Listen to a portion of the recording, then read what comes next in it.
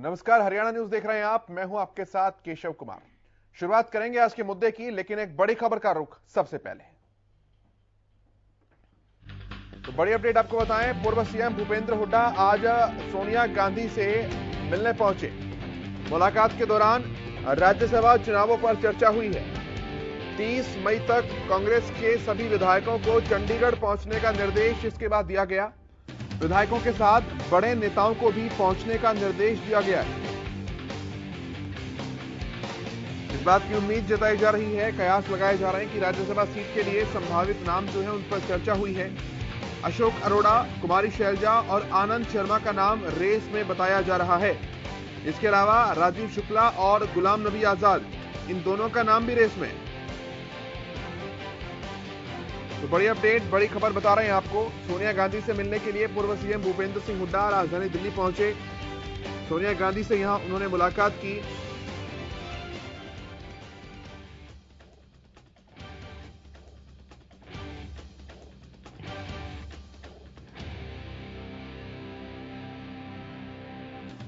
अधिक जानकारी लेते हैं, संवाददाता सुशील है हमारे साथ। सुशील, क्या मायने इस मुलाकात के? निश्चित तौर पर देखिए केशव, राज्यसभा चुनाव को लेकर रस्साकसी जारी है। हालांकि कांग्रेस के पास 31 एमएलए हैं और 31 एमएलए सफिशिएंट है एक सीट के लिए, लेकिन कहीं ना कहीं डर जरूर कांग्रेस को सता रहा है। और ऐसे में कहीं 2016 वाला हाल न हो जाए, जिस तरह से 2016 में देखा गया था राज्यसभा चुनाव के दौरान, और वैसी कोई स्थिति पैदा न हो जाए, इसको लेकर कल गुरुवार को पूर्व मुख्यमंत्री भूपेंद्र सिंह हुड्डा ने सोनिया गांधी से मुलाकात भी की थी और कई नामों को लेकर चर्चा भी हुई। चूंकि कहीं ना कहीं भीतरघात का भय कांग्रेस को सता रहा है, और वह जिस तरह से कुलदीप बिश्नोई मुख्यमंत्री मनोहर लाल खट्टर से मिले थे और उसके बाद मनोहर लाल खट्टर का भी जिस तरह बयान आया था कि वो मेरे मित्र हैं और मुलाकात होते रहती है, तो उससे कहीं ना कहीं अंदेशा और डर कांग्रेस को जरूर है। क्योंकि दो भी अगर विधायक इधर उधर हो जाते हैं या किसी कारणवश या तो अनुपस्थित हो जाएं या फिर वो वोट में गड़बड़ी हो जाए, तो निश्चित तौर पे कांग्रेस का समीकरण बिगड़ सकता है। और शायद यही वजह था कि कल उन्होंने मुलाकात की और मुलाकात के बाद संयुक्त रूप से भूपेंद्र सिंह हुड्डा और प्रदेश अध्यक्ष उदय भान दोनों ने सभी विधायकों के लिए एक निर्देश जारी किया कि सभी विधायक पहुंचेंगे 30 मई तक। सुबह से शाम तक, देर शाम तक सबको आदेश किया गया था कि वो देर शाम तक चंडीगढ़ पहुंच जाएंगे। और उसको लेकर सभी विधायकों से संपर्क भी पर्सनल लेवल पे भी साधा गया है कि इस राज्यसभा चुनाव को लेकर जो नामांकन होनी है 31 मई है, तो उसको लेकर सभी विधायक वहां कांग्रेस के मौजूद रहेंगे। जी ठीक है, केवल ढींगरा जी भी हमारे साथ जुड़ चुके हैं, कांग्रेस के प्रवक्ता हैं। केवल जी, बहुत स्वागत है आपका हरियाणा न्यूज पर।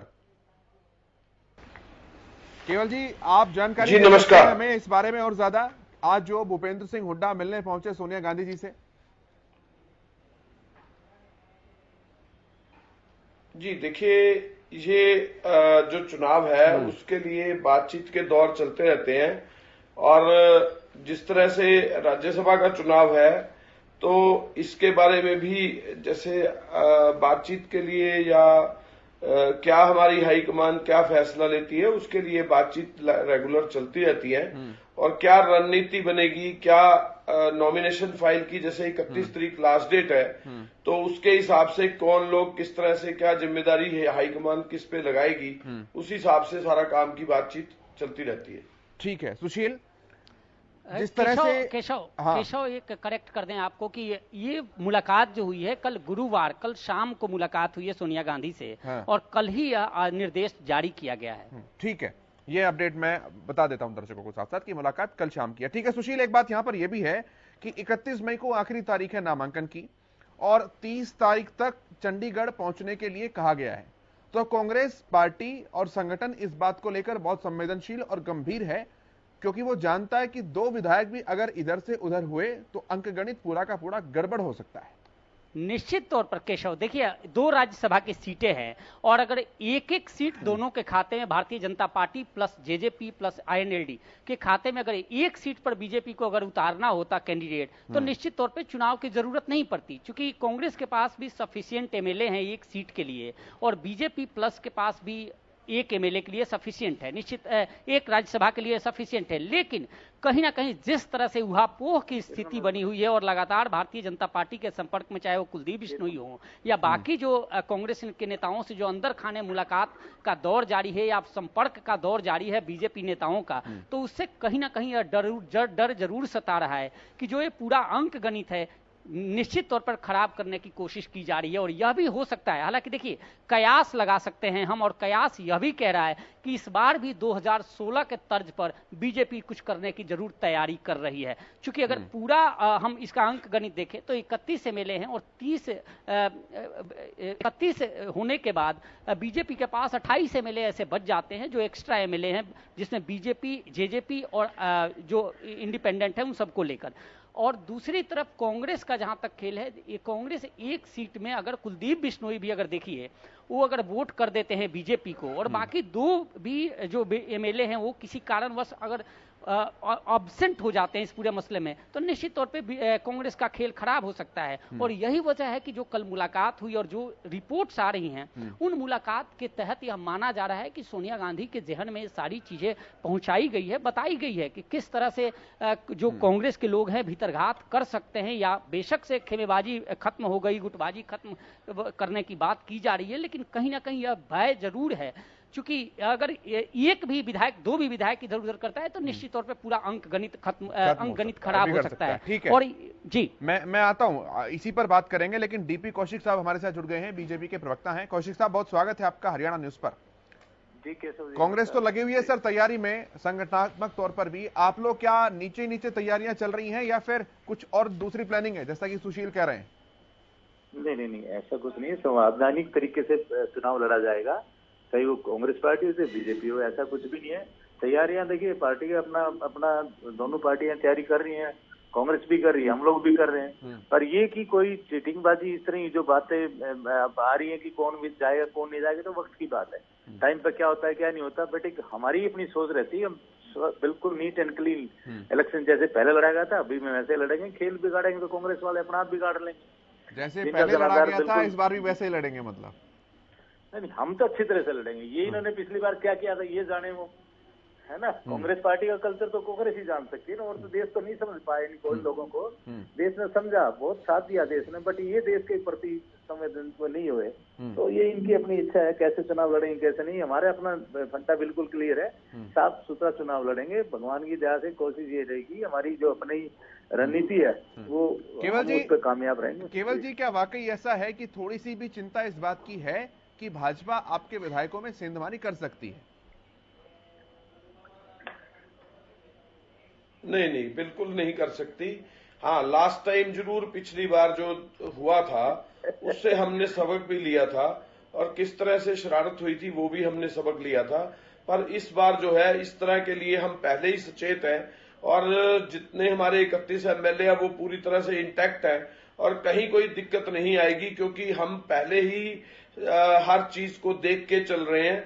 और जिस तरह से स्याही बदलने का खेल पिछली बार हुआ था उस तरह का कोई काम इस बार नहीं होने देंगे, और ना ही कोई इस तरह का काम की हम आदेशा भी जारी होने देंगे। ये हमारा इस समय जो ये चुनाव होगा बिल्कुल इंटैक्ट होगा, और एक उम्मीदवार जो है कांग्रेस का राज्यसभा के लिए बनना तय है।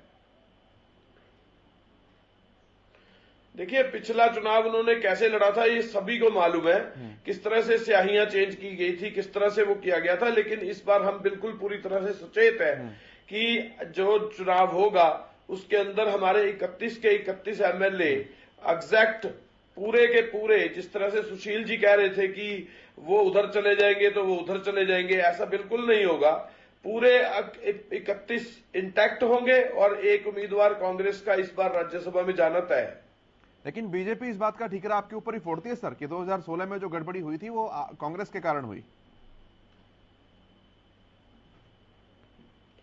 देखिए, अगर कांग्रेस ने गड़बड़ी करनी होती तो बीजेपी का एमपी कैसे बन जाता। कांग्रेस ने तो अपना काम बिल्कुल बखूबी निभाया था, लेकिन वहां स्याही कांड हुआ था। ये उस समय भी मैं चर्चा में था, और स्याही कांड किस तरीके से हुआ था, पेन किस तरह से बदले गए थे, स्याही किस तरह से लगाई गई थी, वो सारी बात तो चर्चा में आई थी। हाँ, लेकिन सर और वोट डिस्क्लोज करने वाले तो आपके लोग थे ना। किस तरह से शरारत की गई थी, वो ठीकरा किस पे फूटा था केशव जी? नहीं, वही तो कह रहा हूँ, वोट डिस्क्लोज करने वाले तो आपके लोग थे। आप नेता का नाम कहेंगे मैं वो भी बोल दूंगा। डिस्क्लोज हुआ था स्याही के लगने से, वोट डिस्क्लोज करने से अलग बात है, लेकिन स्याही से वोट कैंसिल हुई थी। नहीं, बात दोनों ही कंसीडर करेंगे सर, किसी एक पर थोड़ी ना वो सब कुछ थोपा जाएगा।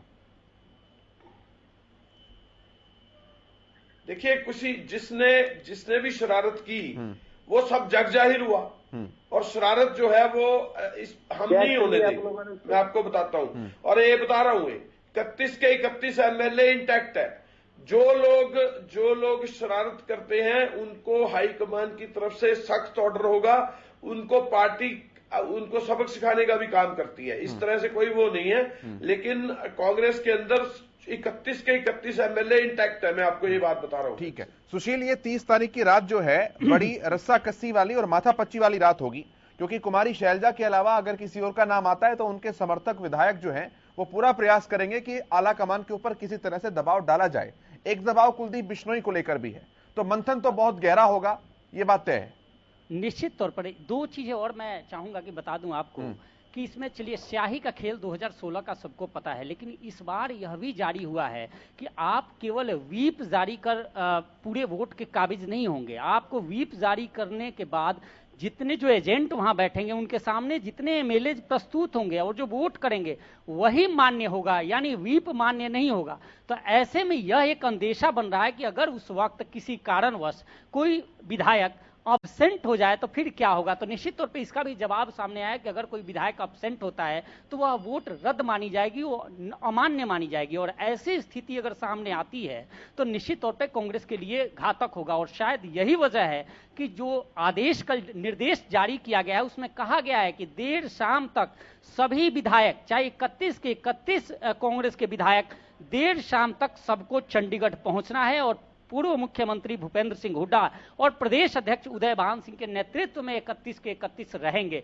यानी कांग्रेस किसी तरह से कोई जोखिम उठाना नहीं चाहती। और अब देखिए केशव, नाम की अब चर्चा दूसरी तरफ, पहले चर्चाएं कुछ और हो रही थी, लेकिन अब जो कल संभावित मुलाकात हुई है, हालांकि ऑफिशियल वर्जन हमारे पास नहीं है, लेकिन जो मुलाकात के बाद नाम सामने आए हैं, जो जानकारी मिल रही है उसके मुताबिक यह भी मिल रही है कि कांग्रेस हो सकता है कि इसमें किसी बड़े नाम को हरियाणा से अपना नॉमिनेट उनको करे, नॉमिनेशन उनका करे, बड़े नाम को राज्यसभा भेजने की कोशिश में, जिसमें आनंद शर्मा का नाम आ रहा है, गुलाम नबी आजाद का नाम आ रहा है, राजीव शुक्ला का नाम आ रहा है। तमाम 3 जो बड़े नाम हैं इनको भी संभवतः माना जा रहा है। क्योंकि अगर इनका नाम सामने आता है तो निश्चित तौर पे जो 31 एमएलए हैं इनमें बिखराव नहीं होगा, ये सब लोग मिलकर एक वोट करेंगे और निश्चित तौर पे राज्यसभा की एक सीट कांग्रेस के खाते में आ सकती है। वहीं अगर हरियाणा से किसी का नाम आता है तो निश्चित तौर पे उसमें गड़बड़ी होने की या कहीं ना कहीं भीतरघात होने की आशंका है। दूसरी तरफ डीपी कौशिक जी कह रहे थे कि बड़े शालीनता से बीजेपी चुनाव लड़ती है। सर, अगर शालीनता से और नीतिगत अगर चुनाव लड़ना होता तो इस राज्यसभा में चुनाव की जरूरत नहीं पड़ती, क्योंकि एक एक सीट दोनों के खाते में, आसानी से आप लोग एक एक सीट लेकर इसे को संपन्न करा लेते। लेकिन कहीं ना कहीं जिस तरह से जोड़ तोड़ की राजनीति हो रही है, लगातार मुलाकातों का भीतर अंदर खाने जो मुलाकातों का दौर है, संपर्क साधने का बीजेपी लगातार जो कोशिश कर रही है, उससे साफ लग रहा है। और चूंकि रिपोर्टर मैं हूं और रिपोर्टर के बेस पर मुझे जो जानकारी है उसके मुताबिक मैं बता रहा हूं कि जो कयास लग रहे हैं और जो जानकारी है उसके मुताबिक साफ लग रहा है कि इस बार भी भारतीय जनता पार्टी एक उतारेंगे या 2 उतारेंगे? देखिए, मैंने कहा ना सर, राजनीति संभाविता का विषय होती है, और राजनीति में क्या होता है वो वक्त की राजनीति होती है। ठीक है ना, कोशिश मैंने एक बात कहा, सुशील जी सही कह रहे हैं कि हमने, सुशील जी एक बात आपसे पूछूंगा, हमने किसी कुछ नहीं किया। जो मिलने वाले हैं वो भारतीय जनता पार्टी की विचारधारा से एग्री है, तो हमारे पास मिलने का टाइम लिया जा रहा है, मिल रहे हमारे से, और भारतीय जनता पार्टी कुनबा बढ़ता जा रहा है। तो हम तो ये चीज चाह रहे हैं कि देश के हित में वोट करें, माननीय प्रधानमंत्री जी का हाथ मजबूत करें। नहीं, वो तो ठीक है सर, वो तो ठीक है, कांग्रेस भी देश की पार्टी है, ऐसा थोड़े ना कि कांग्रेस को कोई वोट करेगा तो देश मजबूत नहीं होगा। मेरा सवाल आपसे इस बात, कांग्रेस का विधायक हमारे पक्ष में करे तो उसमें बुराई क्या? वो तो कांग्रेस बताएगी बुराई क्या है। ढिंगरा साहब ये पूछ रहे हैं कि अगर आपके विधायक इनके पास जा रहे हैं तो बुराई क्या है? आपने जो इनसे सवाल पूछा था उसका जवाब नहीं दिया इन्होंने कि ये कैंडिडेट 2 खड़े करेंगे या 1 खड़े करेंगे। हम तो 1 ही खड़ा करेंगे कैंडिडेट और 1 ही को जिताएंगे। ये कितने कैंडिडेट खड़े करेंगे इसी से पता लग जाएगा। कौशिक साहब, दिगड़ा जी, मैंने कहा ना, राजनीति टाइम की होती है, टाइम पर क्या सिचुएशन आती है वो तो वक्त बताएगा ना। ये पत्ते तो आप लोग खुद देते क्योंकि आपको तो आगे अब 31 तारीख को है डेट। तो नहीं कौशिक साहब, ये सवाल इसलिए पूछा जा रहा है क्योंकि राजनीतिक पंडित इस बात को कह रहे हैं कि अगर दूसरा कैंडिडेट बीजेपी खड़ा करती है तो कुछ ना कुछ फिर खेल तो करना पड़ेगा। सर हम खेल नहीं करेंगे। हमारी जो मैंने कहा ना, प्रधानमंत्री की सोच के ऊपर कोई कांग्रेस का विधायक जाना चाहे तो उसका स्वागत है। हमारे परिवार में वो आए और देश को प्रगतिशील बनाने में अपना योगदान दे, ये हमारी इच्छा भी है। और ये कांग्रेस के कुछ विधायकों में भी इच्छा हो सकती है, वो वक्त की बात है। यही तो बात है सर, अगर बुला लें तो बात अलग है, आप लोग बुलाते भी नहीं है और उधर का छोड़ते भी नहीं है। सर बताया था, प्रधानमंत्री जी से जो उनके विचारों से सहमत है। हाँ। देश में जो भी आहुति डालना चाहिए देश की प्रगति में, वो कांग्रेस के लिए दरबार खुला है। कोई भी आए हम उनका स्वागत करेंगे। ठीक है, बड़ा सदा हुआ जवाब मिल रहा है अभी आपकी तरफ से। मैं ढींगरा साहब आपके पास आता हूं। जैसा कि सुशील भी कह रहे हैं कि अगर अंदरूनी विवाद कुछ बढ़ जाता है, हर पार्टी में स्वाभाविक है, ऐसा नहीं है कि मैं कांग्रेस को ही बता रहा हूं कि कांग्रेस के अंदर ही गुटबाजी है, यहां भी मंथन होगा, वो बात अलग, इनका बाहर नहीं निकल कर अभी आ रहा है। लेकिन अगर इस तरह की सिचुएशन फंसती है तो क्या किसी बड़े राष्ट्रीय और भारी नाम के ऊपर भी पार्टी जाने पर विचार कर सकती है? नहीं, देखिए, हम सोनिया गांधी जी जो विचार करेंगी इस बारे में, और जो विचार हमारे हाईकमान का, हमारे हरियाणा के जो दोनों बड़े नेता हैं, उदयभान जी हैं, भूपेंद्र सिंह हुड्डा जी हैं, जो हमें निर्देश आएंगे उसी के हिसाब से काम होगा। और हम जो कैंडिडेट बताया जाएगा उसको हम जिताने का काम करेंगे। ये 31 के 31 एमएलए इंटैक्ट रहेंगे, मैं फिर आपको कह रहा हूं। लेकिन ये 2 कैंडिडेट खड़े करेंगे तब भी 31 के 31 एमएलए इंटैक्ट रहेंगे और एक तरफ वोट जो है हमारे कैंडिडेट की तरफ जाएगी। मैं ये कहना चाहता हूं। यानी कि किसी तरह का बिखराव नहीं होगा, आप आश्वस्त हैं इस चीज को लेकर? बिल्कुल बिल्कुल, पूरी तरह से आश्वस्त है। तो कुलदीप बिश्नोई जी क्या मान चुके हैं या अब भी प्रैक्टिस चल रही है उनके पास? सर देखिए, कुलदीप बिश्नोई जी तो हमारे साथी हैं, वो हमारे वरिष्ठ साथी हैं, हमारे साथी साथ आपके हैं, लेकिन साथी मनोहर लाल जी के भी हैं। मनोहर लाल जी खुद कह चुके हैं कि मेरे पुराने साथी हैं। साथी तो दोनों के हैं सर, इसीलिए मैं सवाल पूछ रहा हूं। लेकिन पार्टी उनकी कांग्रेस है। आता हूं केशव। ठीक है, सुशील। केशव कह रहे हैं ढींगरा साहब कि बिल्कुल 31 के 31 एक साथ है, और निश्चित तौर पे आपने पूछा कि कवायद क्या उनको मनाने की चल रही है। एक बयान आया था प्रदेश अध्यक्ष जो कांग्रेस के हैं उदयभान जी, जब कुलदीप बिश्नोई जब सीएम साहब से मुलाकात उन्होंने किया था, तो उसके बाद उनका बयान आया कि कुलदीप बिश्नोई के जाने से कांग्रेस पर कोई फर्क नहीं पड़ता। ऐसे में जो सूचनाएं आ रही हैं कि कुलदीप बिश्नोई उस बयान से काफी आहत थे कि जिस पार्टी में वो हैं उस पार्टी के राहुल गांधी उनसे मिलने के लिए समय नहीं देते। विवेक बंसल जो प्रभारी हैं उनका बयान आता है, वो कहते हैं कि लगातार मिलने की और उनको सुलझाने की कोशिश की जाती है, और उसी दरमियान इस तरह के बयान आते हैं। तो निश्चित तौर पे लगता है कि देखिए कुलदीप बिश्नोई की जो नाराजगी है वो अभी तक है, और हो सकता है, देखिए मैं संभावना ही व्यक्त कर सकता हूं, और मुझे जो लगता है कि हो सकता है कि कुलदीप बिश्नोई इसमें इस पूरे प्रकरण में कुछ खेल करे, क्योंकि उसके बाद पार्टी अनुशासनात्मक कार्रवाई कर सकती है, लेकिन वैसा कोई नहीं है कि उसको लेकर उनकी सदस्यता रद्द कर दे या वैसा कुछ करे। तो निश्चित तौर पे इसलिए कयास लगाए जा रहे हैं कि इसमें संभवतः माना जा रहा है कि खेला हो सकता है। हालांकि यह डिपेंड करता है कि भारतीय जनता पार्टी क्या 2016 के तर्ज पे कुछ ऐसा करेगी कि एक बीजेपी से कैंडिडेट खड़ा होगा और दूसरा कोई इंडिपेंडेंट या वैसा जेजेपी और इंडिपेंडेंट समर्थक कोई कैंडिडेट आ जाए। तो निश्चित तौर पर यह सब कुछ देखना है, और ये सारी चीजें 31 जिस दिन नामांकन की बात है उस दिन खुलेगा कि आखिर हरियाणा की राजनीति राज्यसभा को लेकर किस करवट बैठती है और क्या कुछ नया समीकरण बैठता है, क्योंकि समीकरण का जिक्र मुख्यमंत्री भी कर चुके हैं। सुशील, अगर अब बड़े नाम आते हैं जैसा कि आप चर्चा कर रहे हैं, अगर गुलाम नबी आजाद का नाम आया तो उनके इस टेन्योर की रिटायरमेंट के दौरान राज्यसभा का क्या माहौल था हम सबने देखा था। तो उस तरह की सिचुएशन में फिर वो अलर्ट एक बीजेपी के लिए भी हो जाएगा, उनका नाम ही अपने आप में। बिल्कुल केशव, और देखिए जो मेरा अपना आकलन है, मेरी अपनी जो समझ है उसके मुताबिक हरियाणा कांग्रेस किसी बड़े नाम को ही लाएगी। इसलिए लाएगी कि अगर कोई ये बड़ा नाम आता है, कोई जरूरी नहीं है कि हम हरियाणा न्यूज पे जो नाम दिखा रहे हैं यही नाम हो, कोई भी हो सकता है। यह हाँ बिल्कुल, लेकिन कोई जब बड़ा नाम आता हो, चाहे गुलाम नबी आजाद हो, चूंकि निश्चित तौर पर एक राजनीतिक तौर पर माहिर खिलाड़ी हैं और जिस तरह से कपिल सिब्बल छोड़कर गए हैं, और ऐसे में कहीं ना कहीं जो बड़े नाम है, चाहे वो राजीव शुक्ला हो या फिर गुलाम नबी आजाद हो, आनंद शर्मा हो, ऐसा कोई नाम आता है तो निश्चित तौर पे सभी एक तो भीतरघात की खतरा जो है वो टल जाएगी कांग्रेस के लिए, क्योंकि जितने भी चाहे कुमारी शैलजा के ग्रुप के लोग हों या कुलदीप बिश्नोई हो, सब लोग एकजुट होकर उस नाम को लेकर, उस जो नाम आएगा सामने उसको एक करेंगे। अगर हरियाणा से कोई नाम आता है तो निश्चित तौर पर उसको लेकर यह डर कांग्रेस को जरूर बना रहेगा। ठीक है, सुभाष सप्रा जी हमारे साथ जुड़े हैं, प्रोफेसर साहब, राजनीतिक विश्लेषक हैं। सुभाष जी बहुत स्वागत है आपका। जी सर। अभी प्रेजेंट सिनेरियो जो चल रहा है सर, किस तरह से देख रहे हैं आप? जी बिल्कुल, अभी मैं सुशील जी की बात सुन रहा था। अभी ये सोनिया गांधी जी से हुड्डा साहब मिले हैं और ये इस पर बिल्कुल राजनीतिक चर्चा हुई है, राज्यसभा के बारे में चर्चा हुई है, और जहां तक ये यहाँ जो गुटबाजी चल रही है उस बारे में भी थोड़ी मंथन हुआ। या मेन हमारे अभी कुलदीप जी हैं, बिल्कुल अभी सुशील जी बिल्कुल सही कह रहे थे। कुलदीप जी का जो एपिसोड है पिछले महीने से वो काफी कांग्रेस के लिए जो है ना सिर दर्द बना हुआ है, नए अध्यक्ष के लिए सिर दर्द बना हुआ है। अब वो कह रहे जी राहुल जी मिल नहीं पा रहे।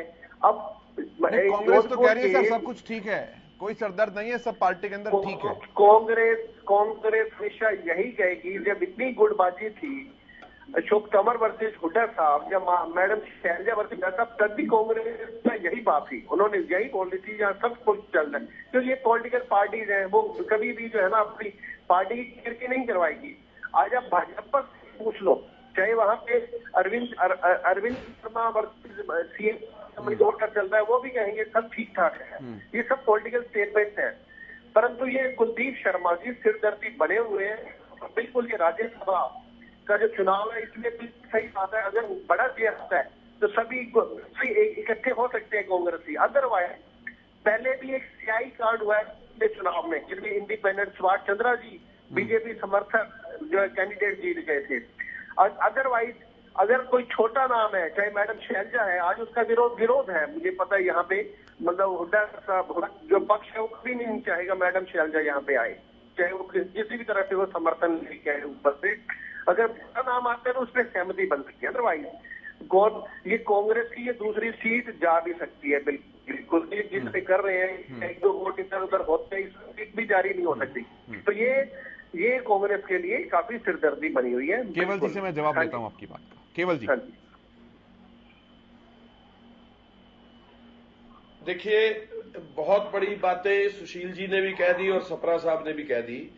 सुशील जी ने ये कहा कि जो 31 एमएलए हैं उसमें से एक एमएलए ऐसे हो सकता है, और किसी ने कहा कि वो जाएंगे तो कोई फर्क नहीं पड़ता। हमने कब कहा कि फर्क नहीं पड़ता? हमने तो कहा हमारे 31 के 31 इकट्ठे, और हमने कब कहा कि बिश्नोई जी जाएंगे तो हमें फर्क नहीं पड़ता? उदयभान जी की स्टेटमेंट ये तो मिथ्या। उदयभान जी ने नहीं कहा। आप मेरे को सुना दे कहां पे कहा। उदयभान जी ने ये कहा उनकी मुझसे कोई नाराजगी नहीं है। आप ये गलत वर्ड पता नहीं कहां से लेके आते हैं, मेरे को समझ नहीं आ रहा। उदयभान जी ने कभी भी कुलदीप बिश्नोई जी के बारे में कुछ भी गलत नहीं कहा। तमाम प्रवक्ताओं ने कहा था, जिस दिन पूरा विषय चल रहा था, जिस दिन सीएम मनोहर लाल से मिलने पहुंचे थे, सभी प्रवक्ता ये बात कह रहे थे। मैं प्रवक्ताओं की बात नहीं कर रहा, मैं प्रवक्ताओं की बात पे कोई एक मिनट सुनिए। प्रवक्ता और उदयभान जी कांग्रेस के प्रेसिडेंट है, आप मुझे कहीं भी दिखा दीजिए उन्होंने ये कहा हो। नहीं ठीक है, मैं वो तो आपको दिखाऊंगा केवल जी, लेकिन आप मेरे पार्टी के अंदर प्रदेश अध्यक्ष और प्रवक्ताओं की भाषा क्या अलग अलग होती है सर? भाई पार्टी की तो बात करते हैं ना सर। सुन लीजिए ना, उदयभान जी ने सुन लीजिए, मैं भी प्रवक्ता हूं। हाँ। मैं मीडिया हेड हूं कांग्रेस का। मैं ये आपको एलानिया बात कह रहा हूं, कहीं भी उदयभान जी ने कुलदीप बिश्नोई जी की बात पे कहीं भी गलत वक्तव्य नहीं रखा। आप मुझे दिखा दीजिए कहाँ कहा। ठीक है, ठीक है, मैं आपको एलानिया कह रहा हूं, कभी नहीं। ठीक है सर। और आप सुनिए दूसरी बात, मैं सुशील से इस बात को एडमिट करके कंफर्म भी करवा दूंगा। मैंने आपको बात रख दी अपनी। हाँ, दूसरी बात सुशील जी की बात मैंने काट के अपनी बात रख दी है। आप सुनिए तो सही, मैं आप ही से सवाल पूछ रहा हूं। दूसरी बात सुनिए, दूसरी बात मैं बताता हूं ना, मैं साक्षी आपने मुझे मौका दिया तो मैं बता रहा हूं। सर मैं आप ही से सवाल कर रहा हूं, ढींगरा साहब सवाल तो सुन लीजिए, बिना सवाल कैसे जवाब देंगे सर? आपने कहा कि प्रवक्ताओं की बात उदय भान जी की बात कर रहा हूं मैं, पत्र किसी। चलिए आप बोलिए, आप बोलिए जल्दी। आपने सुशील जी ने प्रवक्ताओं की बात करी है, उदय भान जी की करी है? सुशील जी ने उदय भान का कोट किया है, मैं प्रवक्ताओं का कोट कर रहा हूं कि मेरी डिबेट में तमाम प्रवक्ताओं ने कहा कि किसी के जाने से पार्टी पर कोई फर्क नहीं पड़ता है। छोड़ दीजिए ना प्रवक्ताओं को, छोड़ दीजिए। ऐसे कैसे छोड़ दें सर? क्या बात कर रहे हैं? प्रवक्ता ही तो पार्टी की विचारधारा बात को आगे रखते हैं। हमारे अध्यक्ष, अरे सुन तो लीजिए, आप जिद्दी मत कीजिए, सुन लीजिए। हमारे अध्यक्ष होते हैं, पार्टी के अध्यक्ष का बात का वर्ड का मीनिंग होता है। अगर किसी ने कोई भी बात कही, मुझे नहीं मालूम, अगर किसी ने कही होगी तो मैं उस प्रवक्ता से बात करूंगा, उसको समझाऊंगा कि ये बात गलत है। उदय भान जी ने कहीं नहीं कहा। सुशील से बहुत जल्दी जवाब दे रहा हूं, एक बार फिर मैं खत्म करूंगा। सुशील जी ने अभी आपके मुंह में वर्ड डाल दिया और सप्रा साहब ने भी डाल दिया, ये गलत है। ठीक है सुशील, जल्दी से। अब मैं आपको दूसरी बात कहना चाहता हूँ सर। समय पहली बात तो ये नहीं हुआ, दूसरी बात सुन लीजिए ना, बहुत जल्दी। दूसरी बात ये है, मैं जल्दी से अपनी बात रखता हूँ। दूसरी बात ये है कि 31 एमएलए हैं, अगर एक ऑब्स्टेन करता है, मैं कुलदीप बिश्नोई जी की बात नहीं कर रहा, अगर कोई एक ऑब्स्टेन करता है तो भी कांग्रेस का कैंडिडेट ही जीतेगा। ठीक है ये भी सुशील, बहुत जल्दी से, केवल 10 सेकंड में सुशील, बहुत जल्दी से। कांग्रेस का कैंडिडेट हार जाएगा सुशील। फिर दूसरी बात और कर रहा हूं, प्लीज सुनिए केवल जी, समय बहुत ज्यादा कम है सर, समय बहुत कम है। 31 बंदे हमारे इंटैक्ट है। ठीक है सर, समय बहुत कम है, बहुत जल्दी सुशील, 10 सेकंड बता तो रहा हूं, 31 के 31 बंदे इंटैक्ट है। फिर सुशील बोलिए आप। ये 5 दिन पहले का बयान मैं देख रहा था और मैं आपको कहें कि वो जरूर देख लें और देखकर कहें कि जब सीएम से मुलाकात हुई थी, मैं अपने फोन पे चला भी रहा हूं, वो अपने देख सकते हैं कि उन्होंने मुलाकात के बाद कहा था, सीएम से मुलाकात के बाद, कि पार्टी छोड़कर कोई भी जाए, कहीं भी जाए, कांग्रेस पर कोई फर्क नहीं पड़ता निश्चित तौर पे। तो ये आप ठीक है, हो सकता है कांग्रेस के प्रवक्ता जो कह रहे हैं अपनी पार्टी डिफेंड में, निश्चित तौर पर ठीक है, हम व्यक्तिगत तौर पर वो क्लिप भी सेंड कर देंगे केवल जी आपके पास, मैं डिबेट के बाद सेंड कराऊंगा, मैं डिबेट के बाद सेंड कराऊंगा आपके पास वो क्लिप, वो खबर। कुलदीप बिश्नोई जी का कहीं नाम नहीं लिया, अभी इन्होंने अपने वर्ड चेंज कर लिए सुशील जी ने। नहीं, उदय भान जी का नाम ले रहे हैं, पार्टी छोड़कर अभी उदय भान जी का नाम ले रहे हैं सर, हो सकता है अभी उदय भान जी का नाम ले रहे हैं। ठीक है, मैं आपके पास वो क्लिप और खबर सेंड कराऊंगा केवल जी। ठीक है, मेरे पास माफी चाहूंगा सर, समय की बहुत कमी है, डिबेट को मैं आगे बढ़ाना चाह रहा हूं लेकिन समय मुझे इजाजत नहीं देता। बहुत शुक्रिया केवल जी आपका, डीपी कौशिक जी आपका, सुभाष जी आपका, सुशील आपका, हमारे साथ जुड़ने के लिए, अपना कीमती समय देने के लिए।